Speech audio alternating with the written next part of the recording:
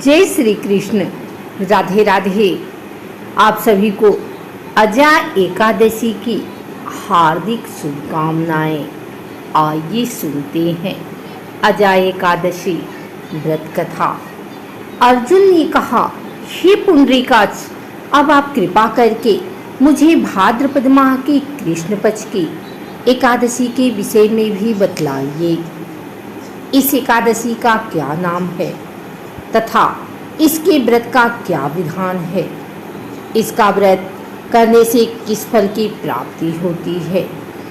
श्री कृष्ण ने कहा, हे कुंती पुत्रे, भाद्रपद माह के कृष्ण पक्ष की एकादशी को अजा कहते हैं। इसका व्रत करने से सभी पाप नष्ट हो जाते हैं। जो मनुष्य इस दिन श्रद्धापूर्वक भगवान का पूजन करते हैं उनके सभी पाप नष्ट हो जाते हैं।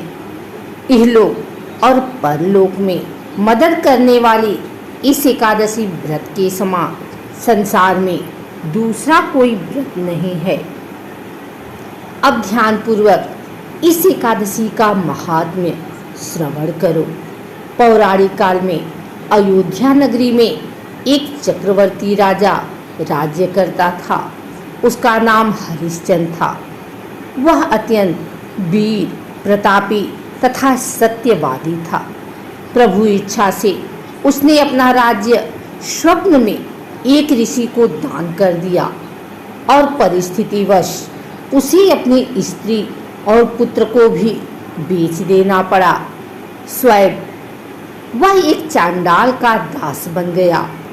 उसने उस चांडाल के यहाँ कफन लेने का काम किया, किंतु उसने इस आपत्ति के काम में भी सत्य का साथ नहीं छोड़ा। जब इसी प्रकार उसे कई वर्ष बीत गए तो उसे अपने इस नीच कर्म पर बड़ा दुख हुआ और वह इससे मुक्त होने का उपाय खोजने लगा। वह सदैव इसी चिंता में रहने लगा कि मैं क्या करूं, किस प्रकार इस नीच कर्म से मुक्ति पाऊं। एक बार की बात है, वह इसी चिंता में बैठा था कि गौतम ऋषि उसके पास पहुँचे। हरिश्चंद्र ने उन्हें प्रणाम किया और अपनी दुख भरी कथा सुनाने लगा।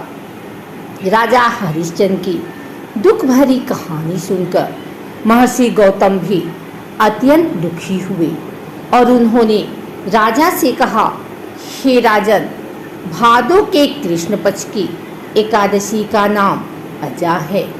तुम उस एकादशी का विधान पूर्वक व्रत करो तथा रात्रि को जागरण करो। इससे तुम्हारी सभी पाप नष्ट हो जाएंगे। महर्षि गौतम इतना कह आलोप हो गए। अजा नाम की एकादशी आने पर राजा हरिश्चंद्र ने महर्षि के कहे अनुसार विधान पूर्वक उपवास तथा रात्रि जागरण किया। इस व्रत के प्रभाव से राजा के सभी पाप नष्ट हो गए। उस समय स्वर्ग में नगाड़े बजने लगे तथा पुष्पों की वर्षा होने लगी। उसने अपने सामने ब्रह्मा, विष्णु, महेश तथा देवेंद्र आदि देवताओं को खड़ा पाया। उसने अपने मृतक पुत्र को जीवित तथा अपनी पत्नी को राजसी वस्त्र तथा आभूषणों से परिपूर्ण देखा। व्रत के प्रभाव से राजा को पुनः अपने राज्य की प्राप्ति हुई। वास्तव में एक ऋषि ने राजा की परीक्षा लेने के लिए यह सब कौतुक किया, परंतु अजा एकादशी के व्रत के प्रभाव से ऋषि द्वारा रची गई सारी माया समाप्त हो गई और अंत समय में हरिश्चंद्र अपने परिवार सहित स्वर्ग लोक को गया। हे राजन, यह सब अजा एकादशी के व्रत का प्रभाव था। जो मनुष्य इस उपवास को विधान पूर्वक करते हैं तथा रात्रि जागरण करते हैं उनके सभी पाप नष्ट हो जाते हैं और अंत में वे स्वर्ग को प्राप्त करते हैं। इस एकादशी व्रत की कथा के श्रवण मात्र से ही अश्वमेध यज्ञ के फल की प्राप्ति हो जाती है।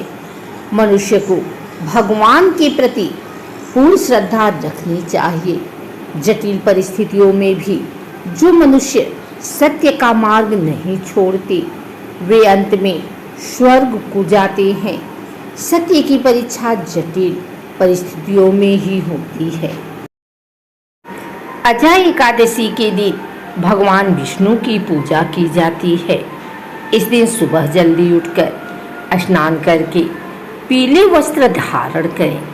फिर भगवान विष्णु की मूर्ति या चित्र स्थापित करके धूप, दीप, नैवेद्य, फूल और फल अर्पित करें। व्रत कथा सुनें, आरती करें और प्रसाद वितरित करें। स्नान और वस्त्र। अजय एकादशी के दिन सुबह जल्दी उठकर स्नान करें और पीले रंग के वस्त्र धारण करें, जैसा कि जागरण में बताया है। एक वेदी पर भगवान विष्णु की मूर्ति या चित्र स्थापित करें। देसी घी का दीपक जलाएं। फूल माला, चंदन और तुलसी पत्र अर्पित करें। पंचामृत, फल और मखाने की खीर या कोई भी मिठाई चढ़ाएं। अजय एकादशी व्रत कथा का पाठ करें। श्री हरि के मंत्रों का जाप करें, आरती करें। व्रत करने वाले को चावल और तामसिक चीज़ों से परहेज करना चाहिए। अगले दिन ब्राह्मण को भोजन और दान देकर व्रत का पारण करें। कुछ लोग इस दिन निराहार व्रत रखते हैं, जबकि कुछ फलाहार करते हैं। इस दिन भगवान विष्णु के साथ माता लक्ष्मी की भी पूजा करना शुभ माना जाता है। गरीबों और जरूरतमंदों को अनाज, कपड़े और फल आदि का दान करना भी फलदायी होता है। एकादशी के दिन तुलसी के पत्ते भगवान विष्णु को अर्पित करना विशेष रूप से शुभ माना जाता है।